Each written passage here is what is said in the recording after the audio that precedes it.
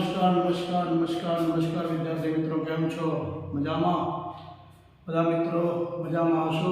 વિદ્યાર્થી મિત્રો, આજે આપણે ફરીથી વિનાયક ક્લાસીસમાં હું મનોજ નાયક આપને નવી વાતો સાથે ભણાવવા માટે આવ્યો છું.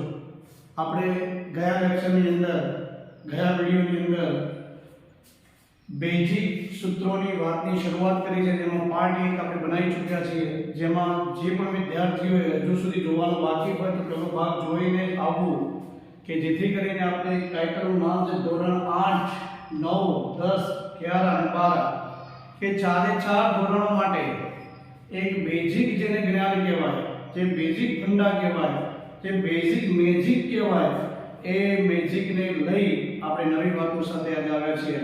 મિત્રો, દરેક ધોરણની અંદર 4 થી 5 સત્રો એવા છે કે જેની અંદર બેઝિક જ્ઞાનની વધારે જરૂર પડે, અને બેઝિક જ્ઞાન જો સુધી ના આવડે ત્યાં સુધી મોટા મોટા દાખલાઓની જે અંદર જે તકલીફ આવે છે તે તકલીફને દૂર કરવા માટે જ આપણે આ વિડીયો બનાવવાનો પ્રયત્ન કર્યો છે.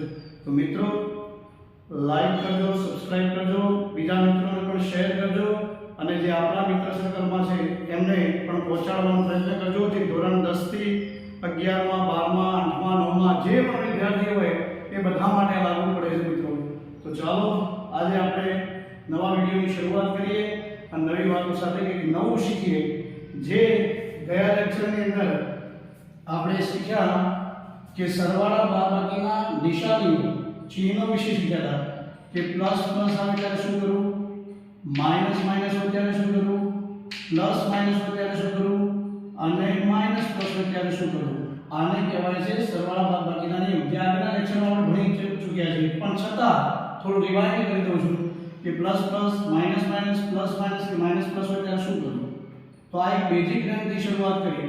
પછી એમના એમ શીખ્યા આપણે ગુણાકાર ભાગાકારમાં કે પ્લસ તો હોય પણ ગુણાકારની નિશાની વચ્ચે હોય, માઇનસ ગુણ્યા માઇનસ હોય, પ્લસ ગુણ્યા માઇનસ હોય, અને માઇનસ ગુણ્યા પ્લસ હોય. તો શું કરવું?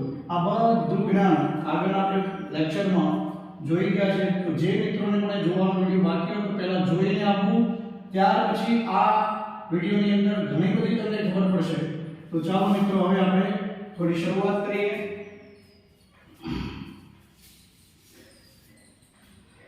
આજના લેક્ચરની અંદર મિત્રો, જે દરેક ધોરણમાં બીજગણિતના જે ચેપ્ટરો છે, એ બીજગણિતના ચેપ્ટરની અંદર જ્યારે ચલની માહિતી આપે, ચલ, હવે ચલ તરીકે એટલે શું? તો પહેલા ચલથી થોડી શરૂઆત કરીએ. તો ચલ શબ્દ જ્યારે બોલાય બીજગણિતમાં, તો ચલ તરીકેનો મતલબ એવો થાય કે A to Z. હવે આ A to Z એટલે શું? તો A થી લઈને Z સુધીના કોઈ પણ અક્ષર, મૂળાક્ષર અંગ્રેજીનો, એને આપણે ચલ રાશિ કહીશું. આ ચલ રાશિથી લઈ આપણને દાખલાની અંદર એવું શું પૂછવામાં આવે છે જેથી કરીને આપણને આવડતું નથી, તો એનો પણ એક બેઝિક ફોર્મ્યુલા શું છે સમજીએ. તો એ સમજવાનો પ્રયત્ન કરીએ કે ચલ ઉપર જો તમને સરવાળા બાદબાકી પૂછે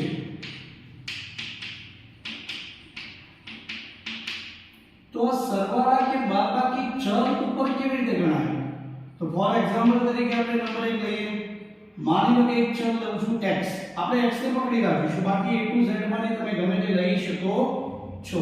ચલો મિત્રો, આટલું સુધી ક્લિયર છે.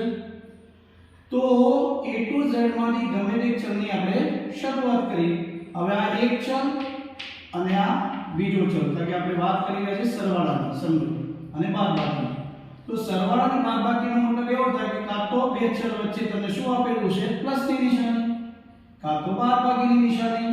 તો બંનેમાંથી ગમે તે આપ્યું હોય, પણ શરત એક ધ્યાન રાખો, હાલ આપણે જે ચલમાં શીખી રહ્યા છીએ મિત્રો, એ ચલનો મતલબ છે કે અહીંયા ઘાત 1 1 છે. સમજો બરોબર? આને ઘાત કહીશું. અને આગળ જે કશું ના આપ્યું હોય, x ની આગળ કશું ના આપ્યું હોય, તો કશું ના આપ્યું હોય તો ત્યાં 1 લખીશું. પરંતુ જે આ 1 લખ્યું છે તે એકને હંમેશા છોકરાઓ સહગુણક શબ્દ કહેવાય, સહગુણક. x ની આગળ જે લખેલું હોય, x ની આગળ, એને હંમેશા આ શબ્દ કહેવાય. અને જો x ની માથે લખ્યું હોય તો એને શબ્દ કહેવાય છે કે x ની ઘાત. આને સહગુણક અને આને કહેવાય ઘાત. તો x ની આગળ લખેલાને હંમેશા શું કહેવાય? સગું. અને x ની ઉપર લખેલાને ઘાત કહેવાય છે. બીજા આદિ શબ્દોમાં સમજીએ મિત્રો, તો જે x લખ્યો છે આ x પોતે શું છે તે સમજીએ. તો x પોતે છે આધાર છે, અને એક જો ઉપર લખેલો હોય, એક જો ઉપર લખેલો હોય તો એને ઘાત કહીશું. એક જો આગળ લખેલો હોય તો એને આધાર કહીશું, સગું કહીશું. આ સગું શબ્દ હવે ધ્યાન આપીશું આપણે. હું શોર્ટકટમાં લખું છું, બાકી આખો મીનિંગ થાય એનો સહગુણક, પણ આપણે શોર્ટમાં ઓળખીશું એને સગું. તો મારા ખ્યાલ પ્રમાણે મિત્રો કદાચ આ સરવાળા બાદબાકી શીખતા પહેલા x ની આગળ x ની માથે આ સમસ્ત વાત મને લાગે છે તમને આવડી ગયું છે. તો આટલા સુધી જો ક્લિયર હોય તો હવે આપણે સરવાળા બાદબાકીને આગળ વધારીશું. તો તમને લાગે તો આટલેથી તમે એનો સ્ક્રીનશોટ લઈ શકો છો મિત્રો, અને સ્ક્રીનશોટ લઈ લો કે જેથી કરીને તમને ખબર પડે કે x ની આગળ શું છે, x ની માથે શું છે, એને શું કહેવાય. તો આટલી માહિતી તમને બેઝિક જ્ઞાનમાં ખબર હોવી જોઈએ. જ્યારે આપણે ચલના a to z ના કોઈ પણ સરવાળા કે બાદબાકી કરતા હોઈએ ત્યારે આગળ શું છે, માથે શું છે, એને શું કહેવાય. આ વસ્તુ જો ક્લિયર હોય તો આપણે દરેક વસ્તુને સમજતા સરળતા રહેશે. તો હવે આપણે થોડા આગળ વધીશું મિત્રો. તો ચલો પાછા અહીંયા જઈશું આપણે મૂળ વાત ઉપર આપણી કે ભાઈ x ની શું આપી છે આપણને એક ઘાત, x ની એક ઘાત ને આગળ જે હોય એને સગું કહીશું. તો હવે આનો સરવાળો કેમ થાય સમજો બરોબર. તો આનો સરવાળો એ રીતે થાય કે x ની આગળ અને x ની આગળ એનો સરવાળો થાય કે વચ્ચે વત્તાની નિશાની છે. તો 1 વત્તા કેટલા થયા 2. પછી આધાર તો સરખો જ રહેશે x ના x. પણ અહીંયા છોકરાઓને દિક્કત આવે છે, અહીંયા છોકરાઓને તકલીફ પડે છે કે સારું x ની ઘાત હવે એમના એમ રાખવી કે આનો પણ સરવાળો કરો. તો એની વાત સમજી લો મિત્રો. હવે x ની ઘાત જે હોય તે એમના એમ લખવી. સમજો બરોબર. x ની ઘાત જે હોય તે એમના એમ લખવી. એનું કારણ એક જ છે કે જો વચ્ચે સરવાળો કે બાદબાકી હોય, જો વચ્ચે સરવાળો કે બાદબાકી હોય ત્યારે x ની જે ઘાત હોય, x ની જે ઘાત હોય તે એમના એમ રહેશે. પરંતુ x ની આગળનો સગું, x ની આગળના સગુંનો સરવાળો થશે. બોલો મિત્રો ખબર પડી આટલા સુધી? તો આ કેવી રીતે થયું? તો ચલો બીજી રીતે સમજીએ. જો માની લો કે ફરીથી એક લખું 1x ની 2 ઘાત વત્તા 1x ની 2 ઘાત. જરા આ નિયમ ને આ નિયમમાં શું ફરક લાગે છે મિત્રો? આ ફોર્મ્યુલાના ફોર્મ્યુલામાં શું નિયમમાં ફરક લાગે છે? તો સાહેબ અમને તો કોઈ ફરક લાગતો નથી, કારણ કે વચ્ચે વત્તા છે. x ની આગળ એક સગું છે, એક જ સગું છે, x ની આગળ એક જ સગું છે, એક જ સગું છે, પણ ઘાત હવે જો બદલી નાખી તો હવે શું થશે મિત્રો? વિચારો હવે શું થશે કદાચ. તો જુઓ નિયમ એના લાગુ પડશે જે ઉપર લાગુ પડ્યો તો તે હંમેશા x ની આગળ અને x ની આગળનો જ સરવાળો થાય. તો આ કેટલા છે? બોલો કેટલા છે? 1. આ કેટલા છે? 1. તો 1 ને કેટલા થયા? 2. x m ના m. તો હવે તમે કહેશો સાહેબ 2 ને 2 તો 4 થઈ જશે. જો 2 ને 2 4 અહીંયા થઈ જતો હોત તો પછી મેં અહીંયા 1 વત્તા 1 કરીને 2 ના લખ્યો હોત. સમજણ પડે છે મિત્રો? કઈ ગળે ઉતરે છે તો જ આગળ ચાલો. Okay done. તો x ની 1 ઘાત, x ની ઘાત. તો હવે ઘાતમાં કશો ફરક પડશે નહીં. તો આ વાત ઉપરથી મને એવું લાગે છે કે સરવાળો આવે વત્તાકાર, જેને કહેવાય સરવાળો વત્તાકાર આવે તો હંમેશા આધાર સરખો લખીશું આપણે અને ઘાત એમના એમ લખીશું. ફરીથી બોલું છું, સરવાળો આવે તો આધાર સરખો છે તો એક જ લખીશું, એક જ વખત, અને ઘાત જે છે એમ લખીશું. પરંતુ x ની આગળ જે છે, x ની આગળ જે છે એનો સરવાળો થાય તો 1 વત્તા 1 એટલે 2. તો આના ખ્યાલ ઉપરથી તમને હવે સરવાળામાં મને લાગે છે દિક્કત નહીં આવે. પણ કોઈને એવું વિચાર આવે સાહેબ અમને તો હજી કદાચ આવું જ્ઞાન આવે તો અમને આ ખબર ના પડી. ચલો મિત્રો ફરીથી એની વાતો કરીશું આપણે. અહીંયા જુઓ x સરખા છે, આ સાઈડ સરખા છે, ઘાત કેટલી છે? 3 છે. તો જ પાછું પહેલા ધ્યાન આપો, ઘાત સરખી હોય, ઘાત સરખી હોય, ઘાત સરખી હોય તો ને તો જ આ ચલનો સરવાળો કે બાદબાકી શક્ય છે, નહીં તો નથી. ચલો બોલો, દોહરાવો. શું કીધું મેં? બોલો તો. ચલમાં ઘાત સરખી હોય, ઘાત સરખી હોય, ઘાત સરખી હોય તો જ સરવાળો શક્ય છે. એ ચાહે પછી સરવાળો હોય યા ચાહે એમાં બાદબાકી હોય, ગમે તે ના હોય. તો હવે આપણે તો પાછા તમે કહો સાહેબ તો અહીંયા આપણે નિયમ એક લખ્યો તો શું એક હશે તો જ સરવાળો થશે? ના ભાઈ, સગુ તરીકે અહીંયા ઓકડા ગમે તે હશે, સગુ તરીકે અહીંયા ઓકડા ગમે તે હશે, સગુ તરીકે અહીંયા ઓકડા ગમે તે હશે, સરવાળો તો થશે, સરવાળો તો થશે. પણ એની સાથે સાથે આ ચલની શું જોવાની છે? તમારે ઘાત જોવાની છે. શું જોવાની મિત્રો? શું જોવાની છે? ઘાત જોવાની છે. જો ઘાત સરખી હોય, જો ઘાત સરખી હોય તો જ ચલોનો સરવાળો થાય. ક્લિયર છે અત્યાર સુધી? તો હવે આ જ પોઈન્ટને આપણે બાદબાકીમાં સમજવાનો પ્રયત્ન કરીએ. તો માની લો કે એક ઉદાહરણ બાદબાકીમાં લઈશું એક બે. તો બાદબાકીમાં લખીશું તો સમજીએ. કોઈ પણ રેન્ડમલી સંખ્યા અહીંયા 4 લખું છું, અહીંયા x ની 1 ઘાત લખું છું, પણ અહીંયા લખું છું 3x ની 1 ઘાત. સમજો બહુ વાત નહીં. આપણો નિયમ શું કહે છે? સરવાળા બાદબાકીમાં ચલ જ્યારે હોય, ચલ આને કહેવાય a to z માંથી કોઈ પણ સંખ્યા લખેલાને ચલ કહેવાય. આ ચલ કહેવાય, આ અચલ કહેવાય, આ ચલ કહેવાય, આ અચલ કહેવાય. તમે કહો સાહેબ તમે શું કહેતા હતા? તો હવે વાત નહીં પણ સાંભળો. જે x ની આગળ હોય એને સહગુણક પણ કહેવાય અને એને અચલ સંખ્યા પણ કહેવાય. પણ અચલની પાછળ જે જોઈન્ટ હોય, અચલની પાછળ જે જોઈન્ટ હોય એને હંમેશા ચલ કહેવાય. બોલો મિત્રો, આટલા સુધી ક્લિયર છે? હવે આની આપણે બાદબાકી કરવી છે તો શું આવશે મિત્રો? તમે થોડું થિંકિંગ કરો. ચલો પહેલા તો x ની ઘાત એક તો જ પહેલા તો સરવાળો બાદબાકી થાય એવું વિચારવાનું. x તો હોવું જોઈએ પણ એની ઘાત પણ સરખી હોવી જોઈએ, ઘાત પણ સરખી હોવી જોઈએ, ઘાત પણ સરખી હોવી જોઈએ. આટલા સુધી ક્લિયર છે? તો x તો ચલો લખી દીધું 1. તો હવે કરવાનું શું? સગુનો સરવાળો બાદબાકી. સગુ બોલે તો સરવાળો, સગુ બોલે તો x ની આગળ જે ગુણાયેલું હોય તે કહેવાય, x ની આગળ જે ગુણાયેલું હોય તે કહેવાય. તો હવે 4 માંથી 3 જશે, આ સાઈડ જાય ને તો 4 માંથી 3 જે બદલાયા 1. હવે કાલનો નિયમ કે આગળના વિડિયોના નિયમને યાદ કરો જરા. કે અહીંયા પ્લસ છે, અહીંયા માઈનસ છે, તો 4x અને 3x માં મોટી સંખ્યા કોણ છે? મોટી સંખ્યા કોણ છે? તો 4. તો 4 ની નિશાની પ્લસ છે, તો માટે અહીંયા પ્લસ આવશે. અહીંયા સાહેબ એવું કેમ ના કીધું? અહીંયા બેટા આપણે સગુ તરીકે બધા સરખા લીધા હતા એટલે કશું ચિહ્ન જોવાનો મતલબ નતો અને સરવાળો છે પ્લસ જ આવશે.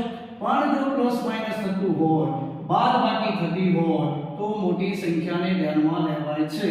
ચલો ઉદાહરણ નંબર 2 લઈએ. કોઈ 8x ની 2 ઘાત 4x ની 2 ઘાત.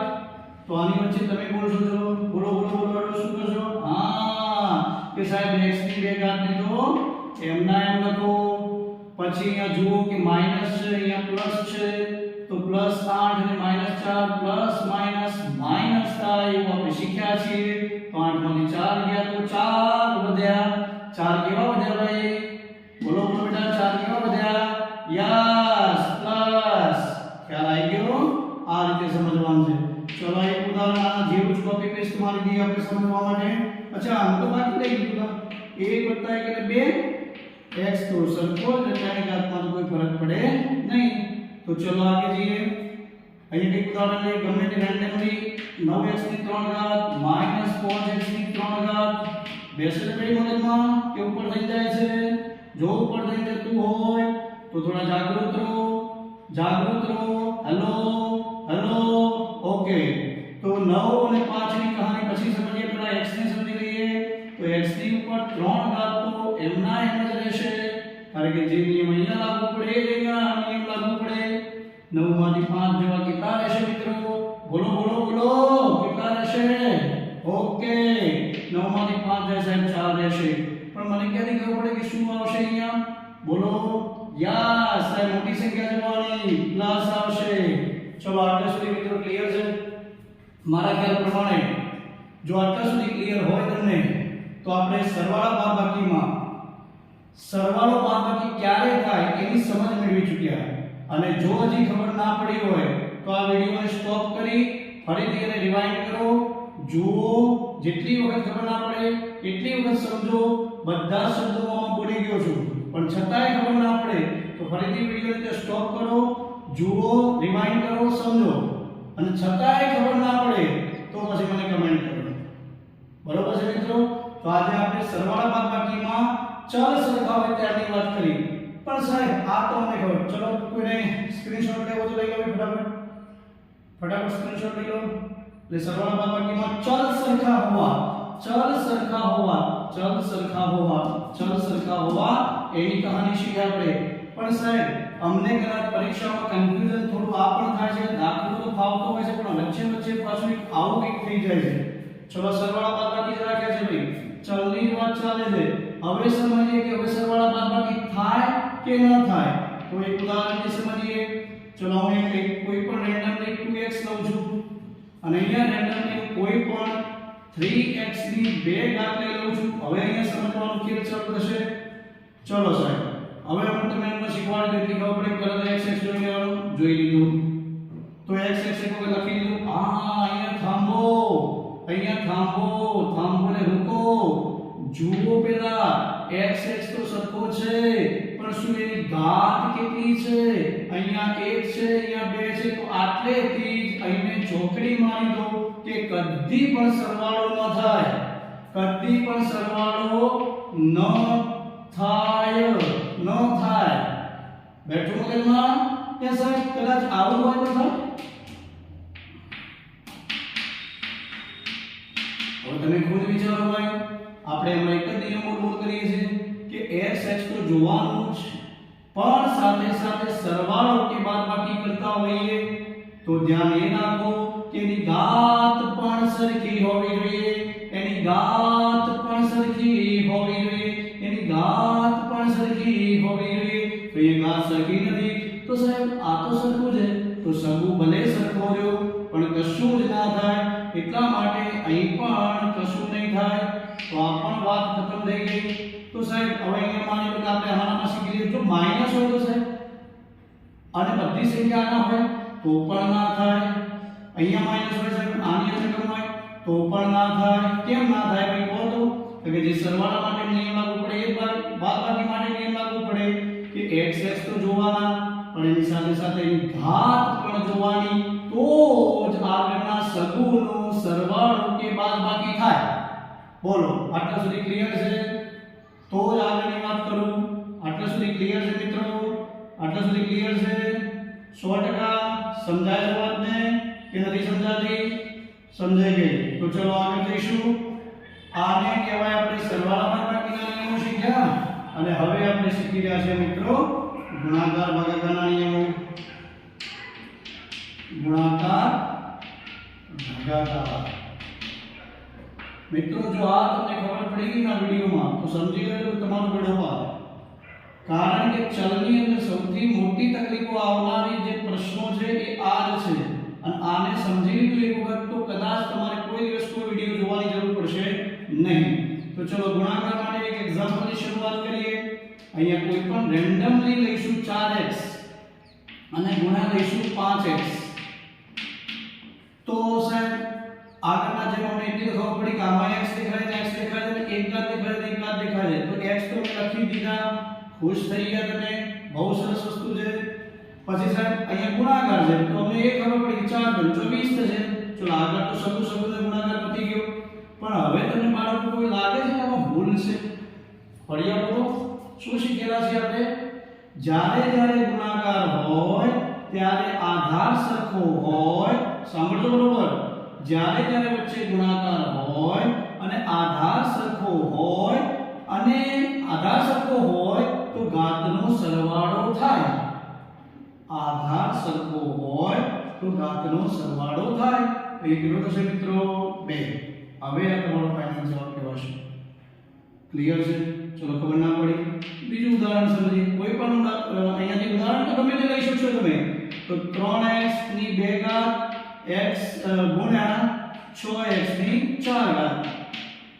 ચલો પહેલા એકની વાતથી શરૂઆત કરી કે પહેલા ગુણાકાર થાય. હા સર ગુણાકાર તો થાય એટલું યાદ રાખવાનું. એની x ની ઘાત સરખી હોય યા અલગ હોય. સમજો x ની ઘાત સરખી હોય યા અલગ હોય. સરખી હોય યા અલગ હોય ઘાત તો શું તો પણ ગુણાકાર થશે. પણ શરત એક જ કે ગુણાકારમાં આધાર સરખો હોય તો પેલા એક વખત તો લખ્યું લખાઈ ગયું સાહેબ. અને ઘાતનું શું થશે સરવાળો થશે. જેમાં શીખ્યા 1 + 1 તો 2 તો 2 + 4 એટલે 6. જોજો ધ્યાન આપજો 2 + 4 એટલે 6. પણ આનું શું થશે સરખું એ તો સાહેબ ખબર છે તમને કે 3 × 6 તો 6 × 18. ચાલો મારા ખ્યાલ પ્રમાણે કદાચ કોઈને તકલીફ નહીં હોય હું માનું છું. અને જો કદાચ પ્રોબ્લેમ કોઈ નડશે તો મને કમેન્ટ કરજો તો એની વાત ફરીથી સમજાઈશ. પણ મારા ખ્યાલ પ્રમાણે સમજો કે ગુણાકાર હોય ગુણાકારની નિશાની હોય અને જો ચલ આપ્યા હોય તો હંમેશા ચલ એક વખત લઈ ઘાતનો હંમેશા સરવાળો કરવો. આધાર એક વખત લઈ અને ઘાતનો સરવાળો કરવો. ગુણાકાર હોય તો આધાર એક વખત લઈ ઘાતનો સરવાળો કરવો અને આ બંનેનો તો ગુણાકાર જ કરવો. ઓકે છે મિત્રો? એવી રીતે આપણે બે વસ્તુ સમજી લઈએ ભાગાકાર માટે. ચલો કોઈ કહેશે કે સાહેબ 10x ની 4 ઘાત ભાગ્યા 5x ની 2 ઘાત.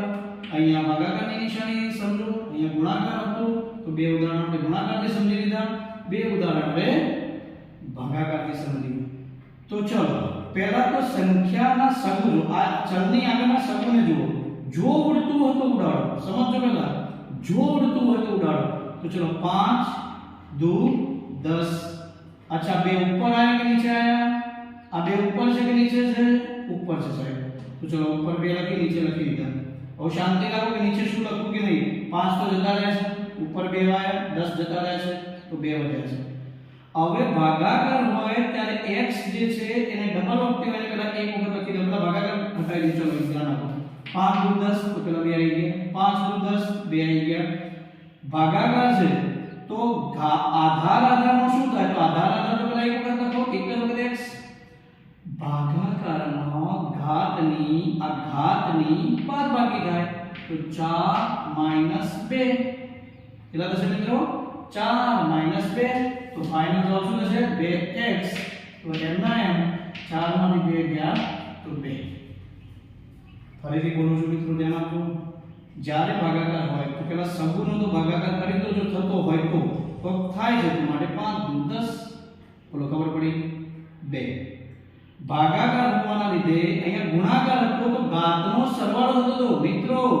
ગુણાકાર હતો તો ઘાતનો સરવાળો થતો હતો. પણ ભાગાકાર હોવો એટલે ઘાતની શું થવી? બાદબાકી. તો બાદબાકીને શું? તો 4 માંથી 2 ગયા तो 4 નો 2 કે તો x ની 2 ઘાત. બોલો મિત્રો આટલા સુધી ખબર પડે છે તમને? મારા ખ્યાલ પ્રમાણે તમને આ સરવાળા બાદબાકીમાં ચલ સાથે કોઈ સંબંધ એવો આવે તો તમે સરવાળો બાદબાકી કરતા આવડી ગયું છે. હવે છેલ્લો ટોપિક એવો સમજી લઈએ કે જેની અંદર ચલ સરખા હોય તો ખબર પડી સાહેબ. પણ માની લો કે આપણે સરવાળા અને બાદબાકીમાં સમજવાનો પ્રયત્ન કરીએ. એક નિયમ સમજાવું કે મેં 5x લખ્યું અને વત્તા લખ્યું મેં 5y. પછી મેં બીજું લખ્યું કે 5x અને માઈનસ લખ્યું મેં 6y. અહીંયા ત્રીજું લખ્યું મેં 5x ગુણ્યા 5y અને મેં અહીંયા લખ્યું 5x ભાગ્યા 5y. આ ચાર સાથે નિયમોને સમજી લીધું બી હાલ ખબર પડી જશે. જ્યારે તમે સરવાળા બાદબાકી વચ્ચે આપેલો હોય તો એક જ નિયમ લાગુ પડશે કે પહેલા સરવાળો કે બાદબાકી કરવો હોય તો પહેલા તો ચલ સરખો હોવો જોઈએ. ચલ કોને કહેવાય એ તમને ખબર પડી. x અને y ને ચલ કહેવાય. પણ શું આ બે ચલ સરખા છે? બોલો ચલ સરખા છે ના, તો ચલ સરખા ના હોય તો સગુનો સરવાળો થાય એટલે આપણે કહીશું ના થાય, સરવાળો ના થાય. ચલો બાદબાકી થાય, બોલો બોલો બાદબાકી થાય ના. સાહેબ તમે હમણાં સમજાયું કે x અને y છે, અહીંયા તો x x હોય y y હોય તો જ સરવાળા બાદબાકીમાં સરવાળો કે બાદબાકી થાય, નહીંતર થાય નહીં. તો અહીંયા પણ લખીશું ના થાય. હવે આઈએ ગુણાકાર પર. તો ચલો તો મિત્રો બોલો તો અહીંયા કે 5 અચ્છા ગુણાકારમાં તો ધ્યાન આપો, ચલ સરખો હોય કે ના હોય. સમજો, ચલ સરખો હોય કે ના હોય, ચલ સરખો હોય કે ના હોય, ગુણાકાર થાય તો પેલા x અને ગુણ્યા y નો ગુણાકાર કેટલો થશે? x હોય. આ તો ભેગું થઈ ગયું. પણ 5 એ 5 એ 25. બોલો ખ્યાલ આવી ગયો? ખ્યાલ આવી ગયો ભાઈ? ઓકે ચલો જઈશું આગળ. ભાગાકારમાં સગું સરખા છે, આ સાઈડ છે તો ઉડાડી શકાય, આ ઉડાડી શકાય. હવે વધ્યો 1 તો લખો કે ના લખો કોઈ ફરક ના પડે. તો x અને y એ જે વધ્યા એ m ના m. સાહેબ x અને y નો કોઈ ના થાય. ભાગાકારમાં અને ગુણાકારમાં x અને y જેમ હશે તેમ રહેશે. x અને y જેમ હશે તો ગુણાકારમાં હતું તો ગુણાકારના સંબંધમાં રહે, ભાગાકારમાં હતું તો ભાગાકારના સંબંધમાં રહે. પણ અહીંયા કેમ એક એક આવ્યું એ ખબર પડી તમને? કેમ એક એક આવ્યું છે બોલો તો? હા કે સાહેબ આગળના જે સગું 5 5 હતા ને એ તમે ઉડાડી દીધા છે તો માટે કહેવાય કે કાય. અને આ એક ના લખો તો પણ ચાલે મિત્રો. તો મારા ખ્યાલ પ્રમાણે વિદ્યાર્થી મિત્રો આજે જે મેં ચલની અંદર જે મેં તમને વાતો કરી, ચલ વિશેનો જે ખેલ આવે સરવાળા બાદબાકીમાં એનું એક બેઝિક જ્ઞાન આપ્યું છે. અને આ બેઝિક જ્ઞાનથી ચાહે ધોરણ 8 હશે, 9 હશે, 10 હશે, 11 હશે કે 12 હશે, એને જ્યાં જ્યાં તકલીફો ચલમાં પડે છે, ચલ સમજવામાં તકલીફો પડે છે, એ ચલના બધા જ નિવારણ કદાચ આ લેક્ચરમાં આ વિડિયોમાં કદાચ પૂરા કર્યા છે. છતાં પણ તમને કોઈ પણ પ્રોબ્લેમ રહી જાય, કોઈ પણ તકલીફ પડે તો મને કમેન્ટ કરજો. તો આ સાથે મિત્રો આ વિડિયોમાં આપણે વિડિયોને વિરામ આપીએ છીએ. જય હિન્દ, નમસ્કાર.